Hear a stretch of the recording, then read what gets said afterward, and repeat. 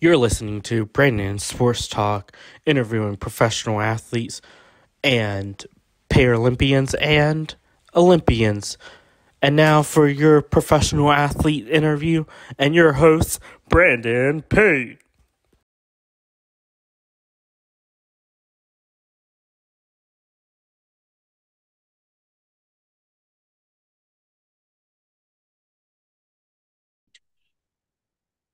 Welcome back to Brain Sports Talk. In today's episode, I had the privilege of interviewing the USA's para powerlifting athlete Ashley Dyce. How are you doing today? I'm doing good. How are you? I'm doing good. Can you talk about how you knew that you wanted to get started into the sport of para powerlifting? So originally I didn't really start with powerlifting. When I started my para journey, I started with track and field, and I did that for about 4 years. And then after that, I kind of heard about powerlifting just through Facebook. So I contacted the coaches and went to a camp. And once I went to the camp, it was like this is for me. And so for that while I was trying to do both sports, but then I realized I found more success in powerlifting. So I like quickly transitioned. And that's what kind of just started me on this journey. And I just love being in the gym. I love lifting heavier and heavier each time and just, seeing what my abilities really are. What was Yeah. that like first getting started in track and field in the para sports? It was, if I can remember, it was a journey. I feel like just getting started, I wasn't as confident or like sure of my abilities. I know after like maybe the first year or so, then I started getting more comfortable, more, you know, what do you say, like winning more awards or medals. So I think just in the beginning it was rough, just understanding, the sport I want to do and just kind of narrowing it down. Because after a while, I just kind of narrowed it down more to javelin because I was doing shot put, disc, and javelin. So I just narrowed it down a little bit more after my first 2 years, and that's when I really started to shine and be more productive, I would say. How was that transition like from going from a javelin athlete to a power lifter? It's very different. Because javelin is very technical and you need to be very flexible, which powerlifting is all about strength and power. So they're not really worried about flexibility. So I had to change my workout routine and changing my diet. Just, that was like the biggest transition, just changing my diet and changing how I worked out in the gym. What was that training like for you making that USA para powerlifting team? The training was good. I started off as a trainer nearby, and we just like really just went for it. And every couple of weeks, we kind of go for a new weight and just keep building on that. So like every month, I was kind of like hitting a new PR, hitting a new PR. So that was kind of like the beginning stages. What was that feeling like for you getting to represent Team USA in the para powerlifting? The first time going to like a world championship, that was like a mind-blowing experience. I don't think I would like, I think like just before it's something that I didn't think I was able to accomplish or do. And it's like representing my country and seeing all the other countries. And then I'm like, okay, I'm here for my country. So it was just like an amazing experience that first time around. How was that feeling like getting to represent Team USA and getting to put on that Team USA gear? It feels good, but then it also feels like a responsibility because when I go out there, I'm not just representing myself anymore. I'm representing, the country or all other athletes, disabled athletes, females, it kind of like puts that what do you call it, responsibility on my shoulders that okay, I'm out here representing other people. So somebody else that's younger than me will look and say, okay, she's doing it. I can do it too. How was that experience like getting to compete in St. Louis, Missouri for your first competition? It was nerve-wracking, anxiety, worry, just not sure, what was gonna happen. But I mean, I'm glad just to get that first one out of the way is always a good thing because then, you could always learn from it and build and just be successful after that. So How was that experience like getting to go to the World Championship in 2021?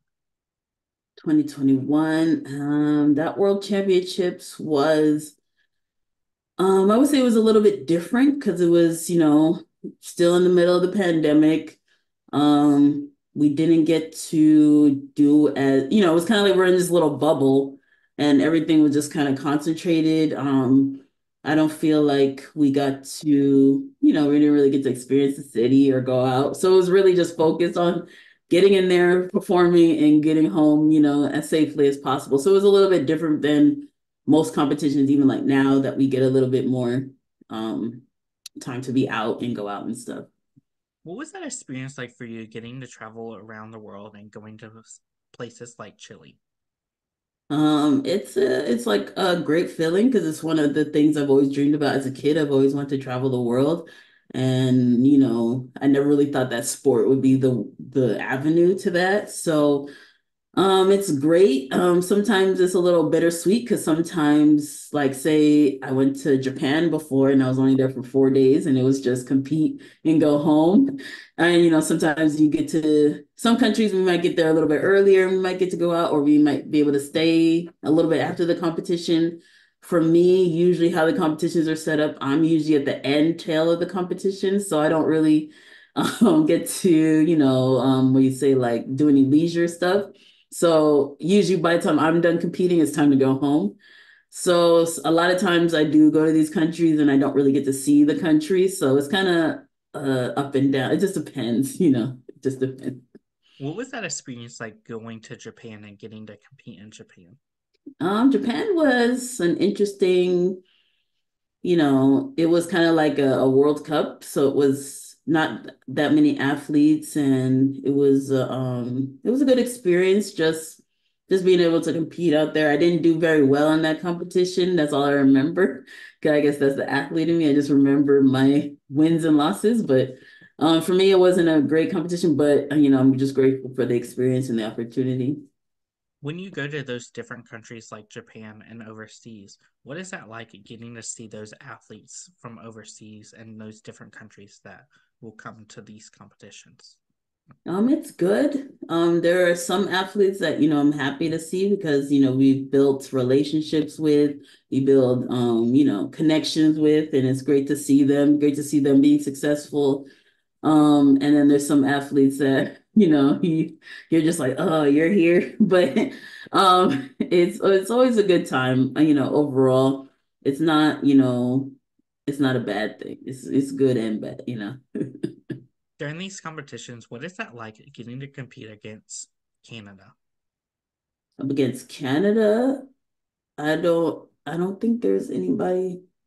I don't know if there's anybody. I don't think there's anybody from Canada that's in my particular weight class, so I haven't really been able to like compete against them. Most of the people I compete against are like Nigeria, China, um, somebody from the UK, Egypt, so I don't really have anybody from Canada. What are some of your routines and rituals like preparing for competitions? Routines. I don't really have any rituals, but just routines for me is always making sure I get something good to eat. Making sure I sleep the night, try to get as much rest the night before. I would say, well, I'll bring it back. So the day before is like I tried to rest as much as possible, not really be out. Sometimes if somebody else is competing on my team, I might have to miss their lift because, I'm trying to rest and then make sure I get a good night's sleep. Also hydration. Next day, making sure I get something good to eat so I have that energy going into the competition. And just be ready to go when the time is right. Of course, on competition days, are they all day events and how do you keep the momentum when having all day events? So usually for competition days, it's how would I say, like maybe half a day. I usually, from leaving the venue to get into the competition, having the competition, I would say that's like a good 3 or 4 hours total. And then just depending if somebody else on my team is lifting that same day, then I might be there all day. Or if when, like I said, if I'm done lifting, I can go home after. But the best thing is keeping that energy is listening to music, snacking, making sure I keep my protein in so I just have energy to, compete. And then after, support my teammate as well. What does it mean to you to be a Team USA powerlifting athlete? Um, it means me just pride and happiness sometimes, just having the ability and the opportunity for me is the greatest part of just being part of this team. And I'm just happy to represent my country at an elite level. And yeah. Was that feeling like getting to live out your dream and making it to the Team USA and representing the powerlifting? So far it's been great, living out this dream. It's tough a lot when I'm home and just training and, on that grind of, training, eating, sleeping, and, still dealing with work and still dealing with life. But, once I get to competition, it's like, it's all worth it. It's all worth it. For you as a powerlifter, what is that mama I made it moment like for you? Mm, Sometimes I feel like I haven't reached that moment yet, but I know one of those moments was for me was I guess I was gonna say last year, but now it's 2 years ago. In 2022 when I got a bronze at America's Championships. That was kind of like a big moment for me because I went into that competition not really expecting to make it to the podium at all. And I surprised myself and got a good lift and, got third place. So to me, that was one of those moments.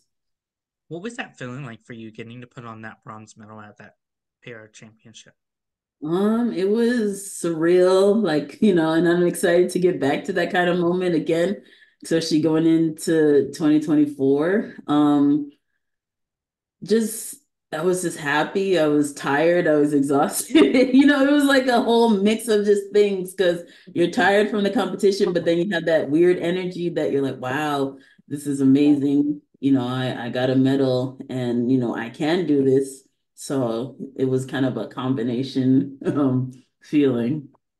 What is that like for you getting to compete alongside some of your teammates like Grayson Reed and Bobby Body? It's great, and we encourage each other. We lift each other up. Even just seeing them compete and doing their best and having successful lifts, it encourages me. It pushes me to want to be better. Especially for when they compete before me, it kind of puts that pressure. Like, all right, I gotta do good because my other teammates did well. So it's just a great, almost like a family feeling because we're all there for each other and we all want each other to do great and be successful. Who are some of the powerlifters and powerlifting athletes that you look up to? Um, Hmm. I would say probably people on my team again.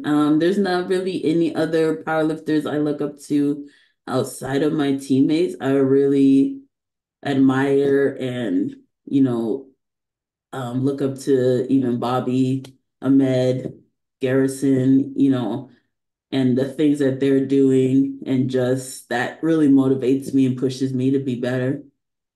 Who are the most influential people in your career that have shaped you into the powerlifter that you are today? Influential, I would say my family is the most influential. Probably my mom, my dad, just seeing them being working hard, hardworking people, following their dreams, other than that, I look up to like people like Serena Williams or Kobe Bryant, those people that, have really excelled in their sports and that they've worked really hard. And, those are the things that I strive for as well, that, I just keep working hard, keep going, not giving up, and keep trying to reach my dreams, my goals. What is it like getting to meet your fans and having them ask for your autographs and photos with you? I haven't got to that part yet. I think mostly the most I've experienced is people asking for my picture. It's a great moment, especially for kids. just to know that they're looking up to me or they see me as a role model, it helps me want to do better and keep going, pushing. What is that like in getting to compete against different teams like Mexico, Argentina, and Spain? It's good because it just like it shows how big the world is, but then it also shows me that, I'm a contender in this world. I'm somebody, my name is out there, even amongst all these different countries that, I'm out there. So it's a good feeling. What are some of your future plans in the sport of para powerlifting? So I mean, immediate future, right now I'm on the path to Paris, and that's my goal for this year is to make the 2024 Paris team. And then after that, for the next 4 years is train and make the LA 2028 team. And, that's just my goals for right now that I'm looking forward to, especially for LA because I'm here in California and that'll be great to, compete in the Paralympics here, pretty much in my home country, my home state, pretty much in my hometown, so that'd be great. What will that feeling feel like to make that Paris team and then, of course, make that LA team? It would feel like you said, that mama I made it moment. It would feel like a dream come true. I've been on this para journey since 2024, and I missed 2016 Paralympics. I missed 2020 Paralympics. So, I really want to go to this 2024 Paralympics. So it's just a continuation of that dream of, wanting to be a part of the team and represent my country on that big stage. What are some of the things that you're doing now to prepare for that moment to make that Paris team in 2024 and 2028? Right. Yeah. So a lot of things now is just changing my schedule, making sure I rearrange how I do things and just focusing more on my training, my eating, my sleeping, my mental training, making sure I'm just consistent. The biggest thing is consistency, discipline, and I'm gonna have to, sacrifice a lot of things. I have family talking about trips and different things they want to do, and I just have to be like, this year I can't, or not right now, or birthday parties or weddings. I might just have to sit them out just for the next few months and just really focus. So that's what I'm doing, to get myself ready and get to those games. What advice would you give those people out there that are looking to get into adaptive sports? No, my advice is do it, try it, try everything, especially when I was younger. I tried everything. I tried tennis, I tried archery, I did basketball. Just try everything. See where you fit in, see where, what your passion is, and, go for it. I think that it's very good, just even as a disabled person, to be in some kind of athletic, arena, just for your health, mentally, physically, even if you're just going to the gym 2 or 3 days a week, just getting your body moving, it all helps. What advice would you give those athletes out there that are looking to get started into the sport of para powerlifting? I would say, do it again.